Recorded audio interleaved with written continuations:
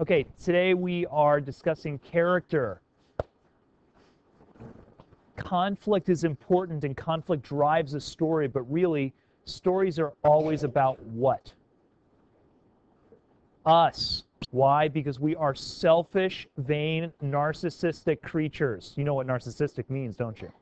Thank you very much, because you studied Narcissus. What? Your brother? Jake? Narcissistic? Do you remember? Shh. You remember the legend of Narcissus? Yes. You're in love with yourself. Very good. Vanity to the point of self-destruction. I think that summarizes humanity pretty well. Every story ever written, and as we just discussed with A Day's Wait and Stolen Day, every story ever written is about human experience, some aspect of it.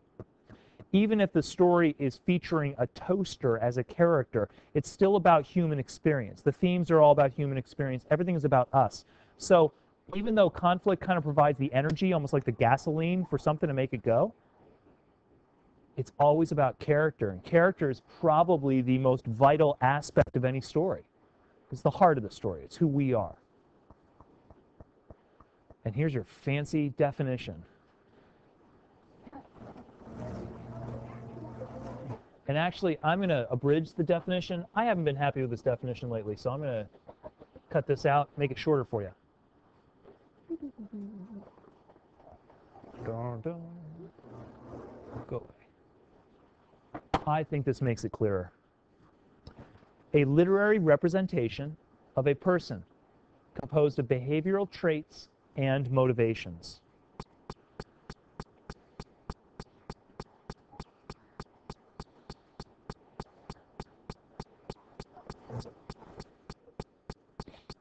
So write it down, and then I'd like to talk about it. Ha-ha! Yes. Type it.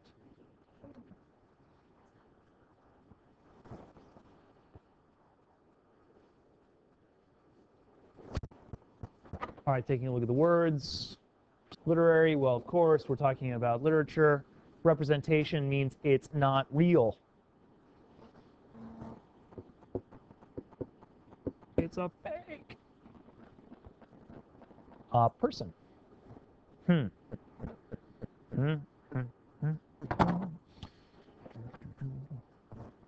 Why did I use that word?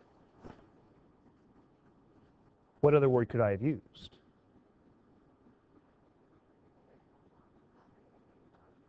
Silence. Yes, Bridget.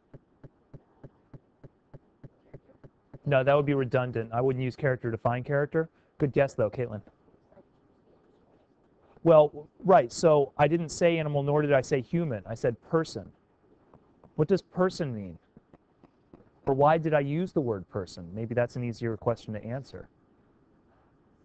That's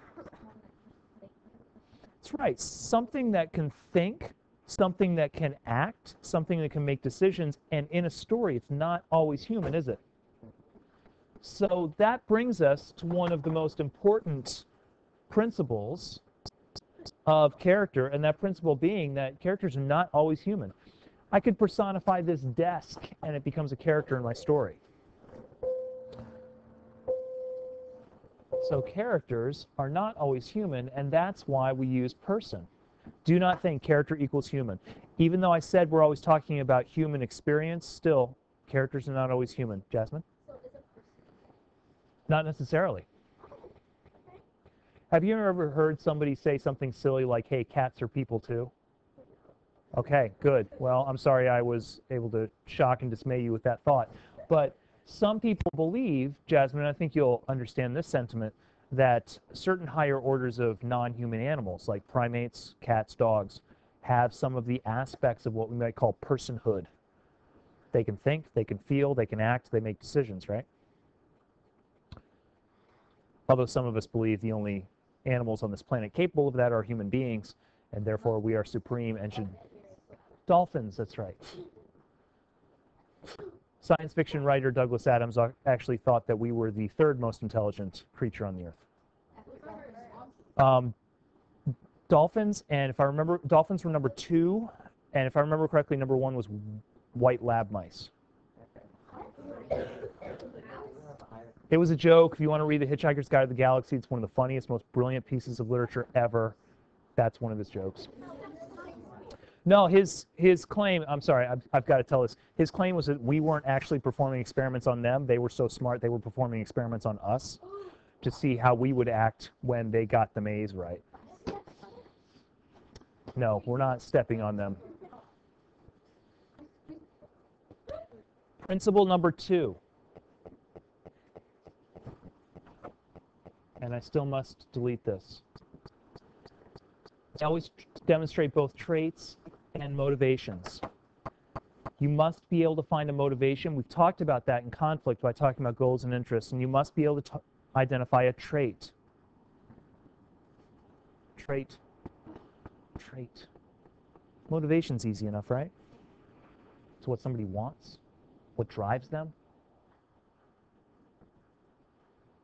Motivate, same root as the word motor, same root as the word move. Thank you for the sound effect. So motivation's probably a simple concept. So let's take a moment with traits. Somebody please give me a word describing a character trait, a character quality that a person might have. Anyone. Witty. Oh, I like that. Witty means that they are intelligently funny, as all of us. Especially you, Bridget. Give me another one. No. Hold on. Beautiful is a physical trait. And besides, it's in the eye of the beholder. Yes. Creative. I like that.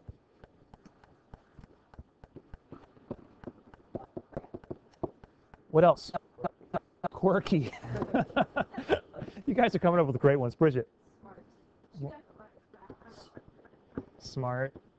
More? I want 2 more. Oh, no, wait a minute. Hold on. You guys are so positive. I love how positive you are. Let's give some negative ones.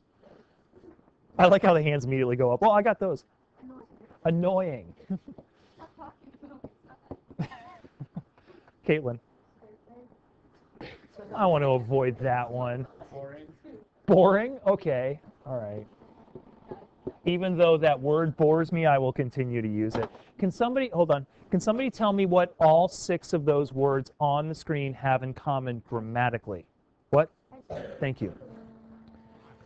When you are talking about traits, you can focus, you can use the noun form, but I would like you to focus on adjective words.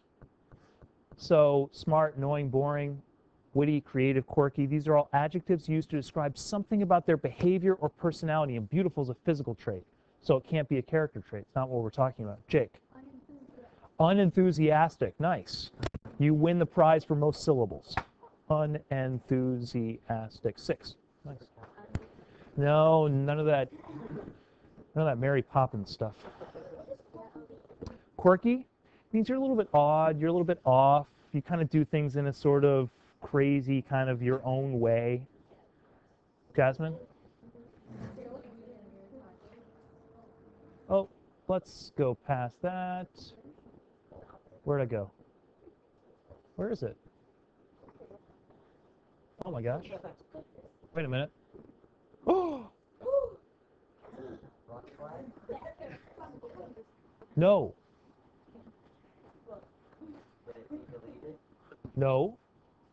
But here's what we're going to do. Okay, we're back, and I usually reveal these one at a time, but didn't quite entirely finish this file, so they're revealed for you all at once. Let's start with characterization. Your first definition, characterization, which is a noun. The verb is characterize. So authors characterize characters. I know it sounds kind of redundant, but characterize means to reveal character traits.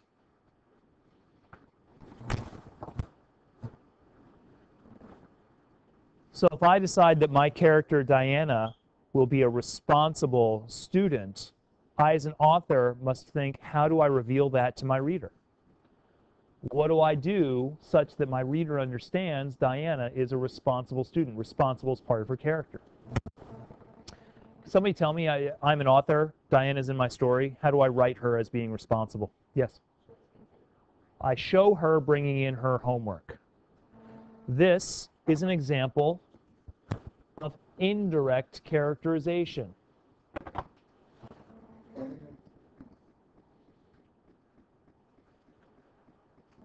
And I'll pause so you folks can type.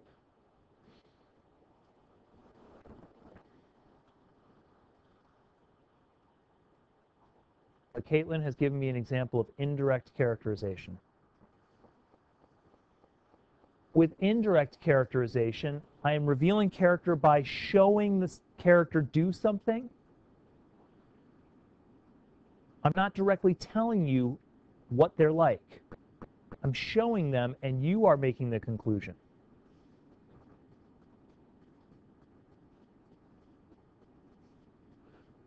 As you type furiously, let me ask you a question to distract you. In A Day's Wait, is the father a caring father? Yes? Luke, does Hemingway ever tell you directly he was a caring man? So he shows you, right? Give me an example, Luke, from the story A Day's Wait of him revealing his caring. Excellent. His attempt to read to him to keep him calm and distracted while he's sick. That's indirect characterization. Hemingway, by the way, hated being direct with everything. So he would never come out and say, the father, a very caring father, cared for his son. I'm sorry? Father's the narrator, yes. Jarrett, you hunt, right? Women don't hunt. Come on, that was a blatantly sexist statement. I was looking for somebody to get angry at me. Yeah. Oh, so you come back with a blatantly sexist statement. Hey, girls, you're about to go to lunch. You know where he sits? All right. I don't see anything that happens over there. That's right. Direct characterization is where the author directly tells you the traits. So if Hemingway came out and said the man was very caring toward his son, or I'm a very caring man, if he's using first person, then that would be direct characterization, identifying the trait directly. However, Hemingway doesn't do that. Hemingway shows you what the man is like. He never tells you what he's like. He shows you. And actually, that's a good difference. And Hemingway identified this as an author, well, as a writer about writing. Difference between show, don't tell, or show and tell, sorry. You can tell me what the character's like, or you can show me what the character's like.